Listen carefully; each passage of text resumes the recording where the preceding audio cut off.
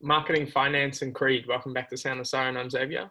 I'm Dylan. Welcome back to another episode. We're basically just resuming where we left off on the Olympic episode. The second week has now concluded, and I think we all wish that we could elongate the Olympics because it was a thrill for us all, sheer talent and skill in every sport. But the first event we will touch on is Emma McKeon's 100-meter freestyle gold medal. Yeah, it was a fantastic race. I think Kate Campbell came seventh in that race as well. So obviously a good effort from the Aussie girls. Yeah, she's a star. She absolutely smashed that one. And yeah, I think you can definitely say that she's Australia's greatest Olympian just over the course of two Olympics. So we'll see if she rocks up to another one, see how she goes then. But yeah, great effort from her. Yeah, as Darcy said, she's probably one of our greatest, or if not the greatest Olympian in Australian history. She's definitely the most decorated. In this Olympics alone, I think she won 9 medals. That brings her total to... I think so. So that's just an outstanding effort. She would have been right up there in the country medal tallies, and obviously great contributions to the Australian team. Yeah, that was the most by an individual in the Olympics, 7. So, yeah. Yeah, outstanding. And we'll move forward today because in the 200-meter backstroke, we earned another 1 and 3. Kaylee McKeon with her gold medal and Emily Seebohm winning a bronze in what should probably be her final Olympics. I think she actually said that she wants to go another one, She Seaborn. does? So we'll see how it goes. Only 3 years, see how that goes. But looking forward to seeing Emma McKeon at the next one. She's obviously going to double in golds again, so she's a star and should be good for a couple of Olympics to come, hopefully. Yeah, I think it's great to see every time Australia gets to on the podium, or any country for that matter. It's great for that country. The double up for Kaylee McKeon was great, and I think Emily Seebohm, she won a bronze, and that wasn't even her best accomplishment at this Olympics. If you follow her on Instagram, her vlogs are really, really good. So you should check out those. Yep, the 800-meter freestyle final, it was ultimately Kathleen Ledecky who beat Ariane Titmus by 1.26 seconds. So a very close finish. And they were going head-to-head in the whole week in many events. And it was good to see Titmus be victorious in a couple of them. Then Ledecky earned her 800-meter, which I think is her event. Yeah, for sure. Both the 800 and 1500, Katie Ledecky was definitely the hot favourite in both of those. She has been for a long time, in particular in that 800. But Titmus winning the silver, and that was just a very good effort again. We know she's coming up against one of the best female swimmers ever. So to bring out a medal is a great effort.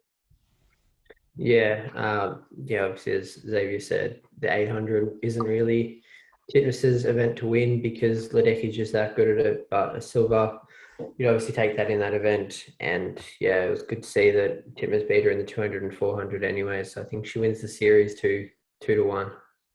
Yeah. And then to complete her collection of medals in the solo races, Emma McKeon swam 50 meters in 23.81 seconds, an Olympic record, beating Sarah Sjöström from Sweden by 0.26. Yeah, I think she broke the record for this event multiple times, the Olympic record for this event multiple times. I think in the heat and the semi and then in the final. So she was definitely a very, very good chance to win it, and she came away with the win. So again, great effort from her, one of our best Olympians ever, and great effort for Australia as well. And then back-to-back events, another Olympic record broken by Australia, the 4x100 team. They beat United States by 0.13 of a second. That was the women's 4x100. Is that the mixed medley? Yep. Just a medley. Medley, I mean, that was a great effort as well. Kaylee McKeon came off. She swam the first leg, obviously, with her backstroke, and we weren't even leading after that. And she's the best backstroker in the world. So I thought we might have been in a little bit of trouble, but we came home really strong. Some of our changeovers in that event were magnificent. And Kate Campbell swam the final leg very, very well. Yeah. Another thing Emma McKeon did that amazed me is just, I think a few times she swam back-to-back swims and just swam them amazingly. It's like she could just swim 50 meters, 100 meters, and then not even be phased, jump back in the pool and swim another Olympic record. So yeah, it was really good effort from the team. Great to see Kate bring it home for us. And what I think is equally amazing for Emma McKeon is that she switched her strokes. So just like a couple of races before that, she won gold and broke the Olympic record for 50-meter free, as we just touched on. But then she came in a couple of races later and swam the butterfly for the Australian medley team. So I think not many people around the world switch strokes like that, and obviously that helps you win multiple medals more so than others. But that's a great effort from her. Yeah, she is a freak of nature. And then just 5 minutes after that, Logan Martin was victorious in his BMX race. And on his celebratory run, I'm not sure if you boys were able to witness this, but he threw his bike up in the air. I think it did a backflip and he caught it in midair and then landed on it. And I know if I tried that, I'd probably be dead meat. So it was an unbelievable victory run and a well-deserved medal. Yeah, I recommend you look that up because it's a pretty hard thing to even describe what he did, but Yeah. it was totally insane. He didn't end up finishing that victory lap, but he won the gold anyway. So, but that trick in particular was one of my favorite moments from the whole Olympics, and just shows some of the talent that they have in that sport. Yeah, I didn't get to watch it live, but just based on the replays, it was fun. It was a fun event to watch. So yeah, I look forward to seeing that in years to come, and hopefully he can stick around and win a few more golds for us. And then just before we transition to the track and field, Matt Wern managed to get a gold medal in his laser men medal race in the sailing. Yeah, and this was an interesting one as well. I think he'd already locked this one up before his final day of the sailing. So I'm pretty sure he came in and just kicked back a little bit and celebrated his victory before he even finished. So that was great for Australia and great for him. Yeah, it actually happened twice in the sailing for the Aussies. We got an unbeatable lead. So going into the last race, all we had to do was attempt to finish it. And I believe in one of the duos, in one of the later golds we win, that we won, I'm pretty sure they won their last race anyways, even though they could have come last and still won. So sailing's a great asset for the Australian Olympic team. So it's exciting to see. Yeah, and now we know the track and field isn't Australia's primary event, and it's where countries like the US ultimately win the Olympics as they did this year. But Peter Bol, he captured the hearts of so many Australians. He was leading the pack in his 800-meter event, finished fourth, but I think we'll see him in years to come. Yeah, for sure. He looked really good too. We know he broke the Australian record a couple of times, but even in the final, he got off to a very good start, and he was leading with about 110 meters to go. But unfortunately, he died off a little bit, but it was a great effort nonetheless. Yeah. Fourth in Olympic finals, an amazing achievement. Obviously, a lot of people say, "Oh, you didn't win, you didn't medal." It's disappointment, but he's the fourth fastest 800-meter runner in the world based on that. So I think it's a massive, massive achievement. And yeah, seeing the interview after his run, he even said he's a little disappointed because he was out there to win. But I think he needs to really sit back and recognize how great of an achievement it was. Yeah, he's a winner in all our eyes. And much like Rowan Browning, he ran the heat in 10.01 seconds. That's another one, he's turned into a bit of an Australian icon with his mullet and just the way he goes about his business. So again, he didn't quite bring home a medal, but nonetheless a magnificent achievement. Yeah, I think he's developing cult hero status here in Australia. Looking forward to seeing him running in future Olympics, but he was quick. He didn't have such a good start in his semi, and he still only ran 6/100ths of a second slower than his heat. So he wasn't that far out of a final, and he wasn't. I think he was only around 0.1 seconds off of a medal if he made the final based on his heat time. So another 3 years to improve. Let's see how it goes. Yeah. And if you had to share a favourite moment from the track and field, say if I'll ask you first, what would yours be? I think we're similar here. On the track and field, I'll let you go first, Darcy. I don't actually have one in my head at the moment. Mine would be the high jump.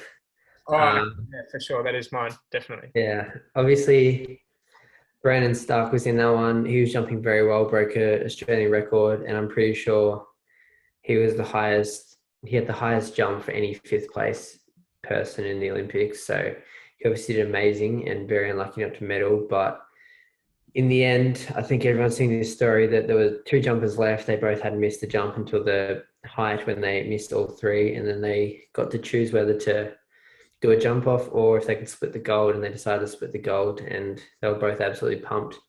So it was really amazing to see the Olympic spirit in full flight. And yeah, if you haven't seen it, make sure you go look at a replay for it. It's generally amazing footage to see. Yep. And then in the women's high jump as well, Nicola McDermott getting the silver for Australia too. Yep.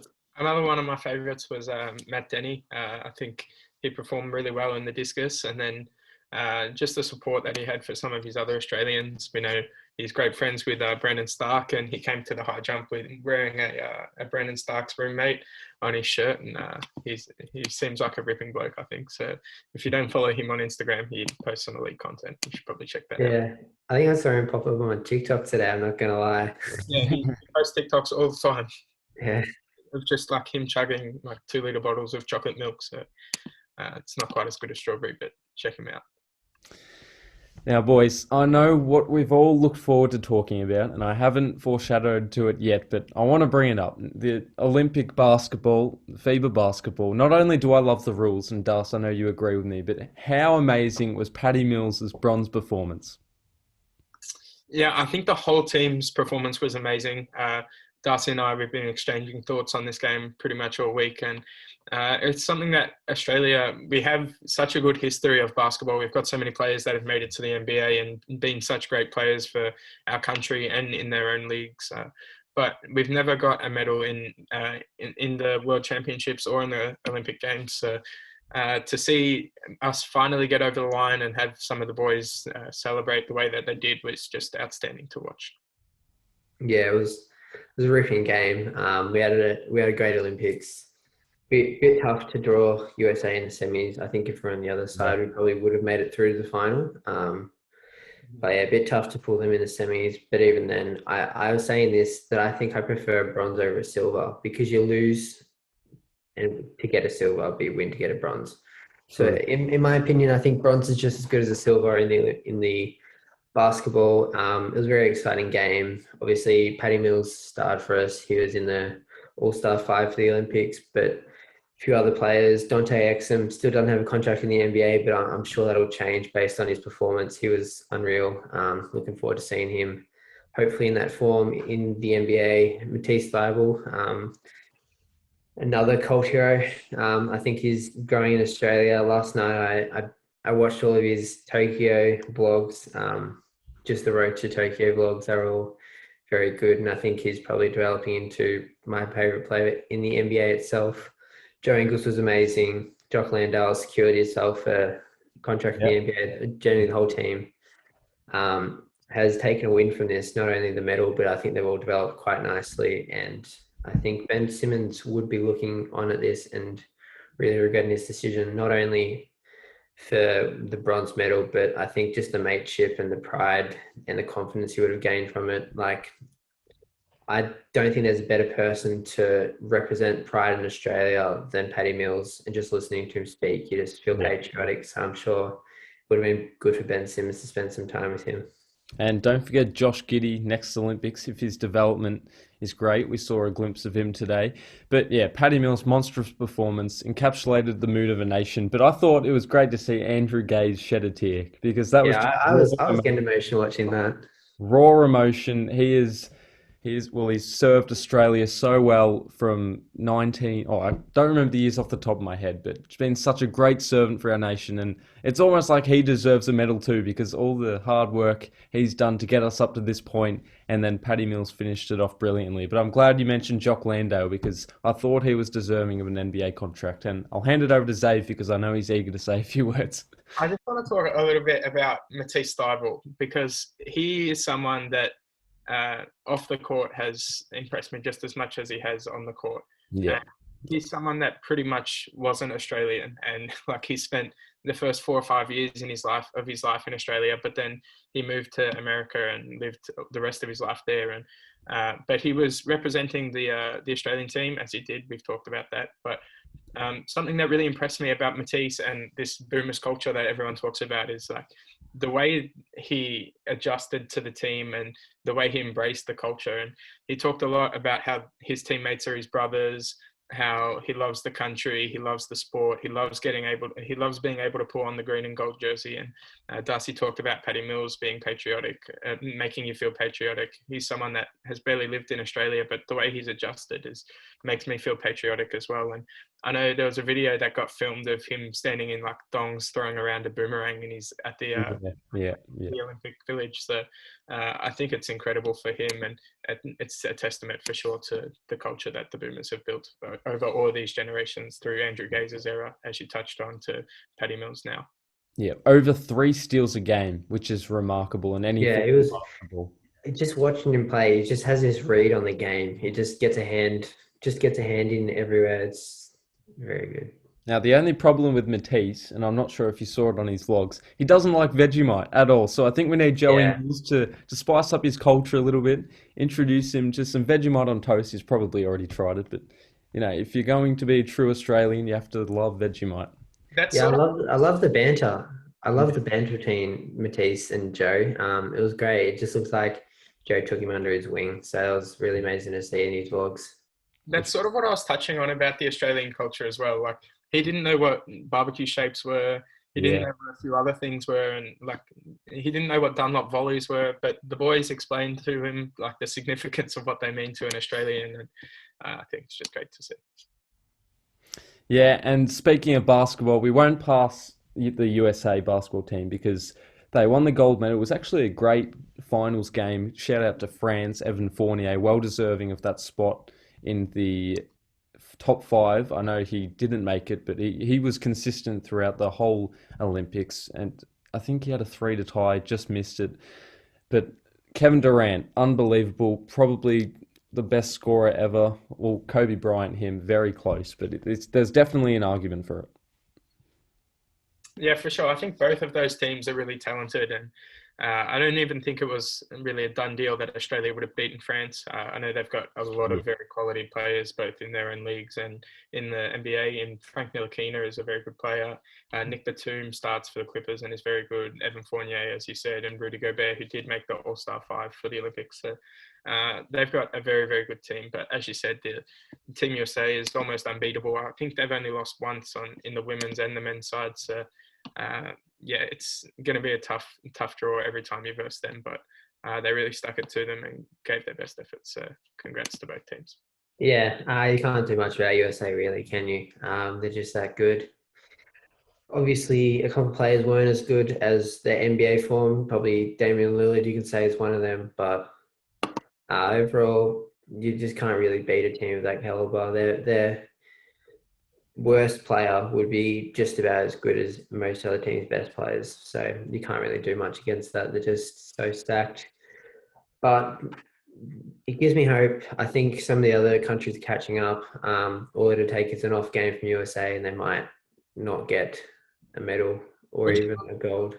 Which is what you get in the Olympics as well. Like, because it is a best of 1, it's not a best of 7 like you see in the NBA. You only need to have them play one off game, which is similar to what we saw, I'm not sure in which Olympics, but only a couple of them ago, we saw they lost the one game and then ended up with the bronze. So 2004.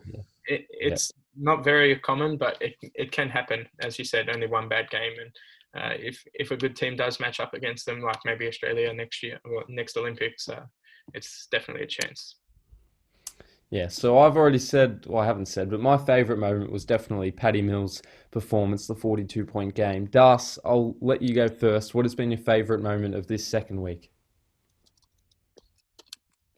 High jump. I talked about that. Is that overall or just the track and field? Yeah. Favourite moment, it's probably Matisse Thybulle might have been the end of the third quarter. Luka chucked up that silly shot trying to draw the foul with about 7 seconds to go, and Bible comes flying down the court and dunks it from just about free throw line. I was up and about, jumping around. It was very exciting. It's a great moment, and you sort of got a feeling that we had it just about then. I've got a couple of favourites. As Darcy said, and I said before, the high jump, despite not being Australia's winners, was just very good to watch. The basketball, as we talked about, for Australia's first medal was magnificent. Every single gold medal that we won, great to see our country sitting at the very, very pinnacle of any given sport. And then the mixed medley was one of my favourite things. We didn't get up. We won bronze in that one, but I think the sport, that entire race, is just something that I find really interesting. And if you ever do catch me in person, I'm willing to talk about that race with you for as long as you want. Save, what has been your most surprising moment of the Olympics so far?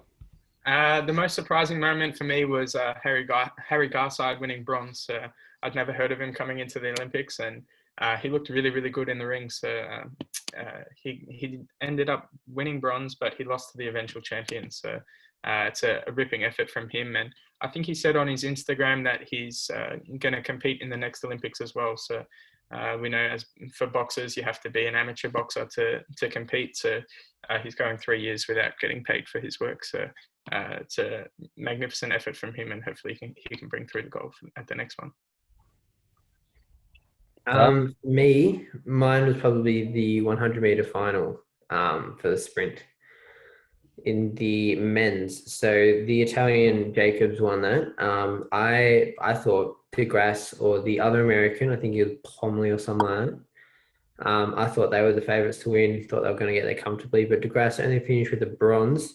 And yeah, the big Italian who looks like, I think Xavier said a few times, looked like he could just walk down the road and then go participate in weightlifting. I was very surprised to see him win. I was surprised to see him do well in the semis. I think he might have been in Browning's semi. I'm not sure about it, but yeah, I was surprised to see him do well in that one, and then he went and won it all. So there you go. But yeah, that was my moment. That boy Jacobs, he didn't really look like a sprinter, but I said after watching his first race to my dad, I thought this guy's like a genuine chance to win it. And he came off the blocks a little slow, but he's so powerful. And the way he runs the last 10, 20 meters was really, really impressive. So he's just one hell of an athlete. So incredible effort. I'll say Browning's 100-meter for me. 10.01. Extraordinary effort. And if you had to have a most underwhelming moment, I know we don't really look to focus on the negatives, but if you did have one, what would it be? Darcy, go this time. No, Xavier, you can go for this one. I'll have a bit of a think. All right. For me, it was, I had a couple. The women's hockey, I thought we were a bit unlucky not to medal in. The cycling, in the velodrome in particular, we didn't get a single medal, and normally we're pretty good at that. Actually, I think we might have got one bronze, but normally we're very good in the velodrome, and to not bring away any golds or even any silvers was a little bit unfortunate. But just land sports in particular was my overwhelming thing. I think we won 17 golds. Yeah, we did, which is an equal all-time record for us. But we only won 2 on land. So we got 9 in swimming, 2 in rowing, 2 in sailing, 1 in the canoe sprint, 1 in the canoe slalom, 1 for BMX, and then 1 for skateboarding. So only the 2 later ones were on land. But it was a magnificent Olympics either way. Yeah.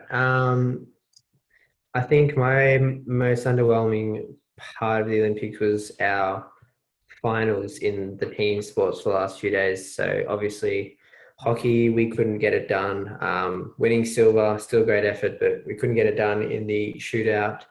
And then our women's beach volleyball, couldn't quite get it done there. And then also our women's soccer, bronze medal match, lost that one too. So I think that the Boomers might have been our only medal for team sports in the last 2 days at least, or the last couple of days. But yeah, there's a lot of medal matches that we just didn't quite get it done in, and I think it was a bit costly. Yeah, for sure. If there was one thing I could change throughout the whole Olympics, it'd definitely be the second half of that Oz versus USA game, though. in hindsight as you look at it. We were so close, but that's what good teams do, and that's probably why they deserve the gold medal, the US. Yeah, it was so frustrating. I checked the scores in the middle of my class, saw it by 15. I was very happy about that. Yeah. And then later on at the end of the class, we'd go out and it's looking like a struggle. And then I'm stuck in tutorials and Dylan walks past and yells this to me. So it wasn't a good sign. But yeah, frustrating. It's good that we know we can match it with them or even beat them in a half, but just got to turn that into 4 quarters. Yeah, we regroup. We hopefully acquire Ben Simmons and Josh Giddey and Josh Green as well. I know he was playing, but maybe some more game time. I know Save's a big fan of him, and who knows, up for 2024, we might be. I'll make Jonah Bolden will still be around then. Hopefully Yeah. they can get back into the side. So I think there's hope for us. How nice would Kyrie be right now? I was speaking to a friend of the podcast just last night, and he was talking to me about some of the talent we have in like the under 18s competitions right now. We know they've got a captain of the G League team, I think, at the moment, and so at 17 years of age, so he's going to be very good as well. I think we've definitely got some more young guns coming through as well. Yeah. We'll have a quick chat about the decathlon because I know you were heavily interested in that, Das. Yeah, the decathlon was great.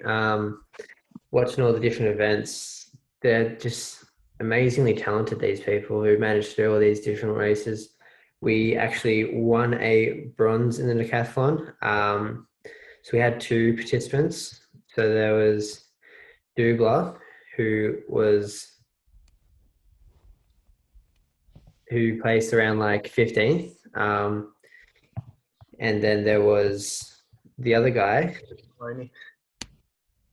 whose name was Ashley Maloney, who got a bronze in that. So one of the good moments from that I saw that really encapsulated the Olympic and the Australian spirit was in the last race there to get to the bronze. Dubler absolutely pushed on Maloney, even though he was nowhere really in contention, but he was pushing Maloney along to try to get him to that bronze, and he looked so pumped. He looked even happier than Maloney when he won the bronze. So that was great to see in that moment.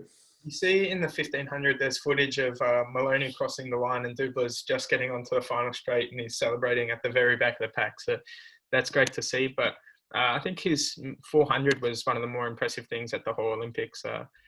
He was running times that could compete in the actual 400 event.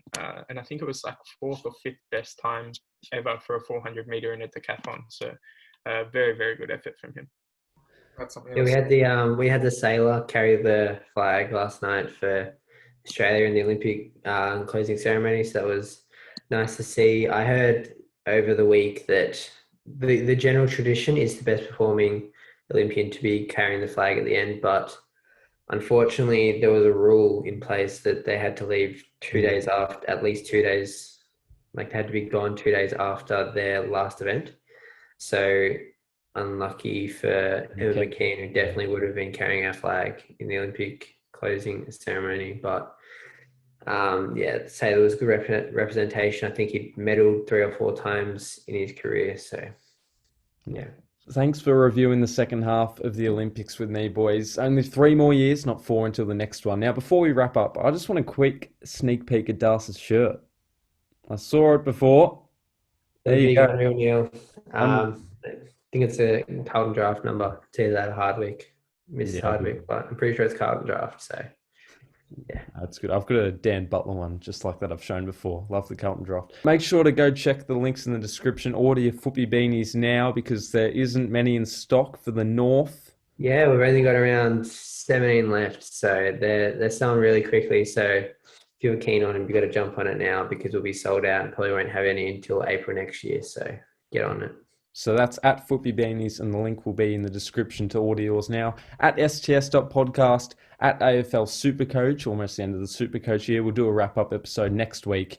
And that's it from us. Hope you all enjoyed the Olympics. Let us know your standout performance and what you enjoyed the most. And we'll see you next time. Thank you.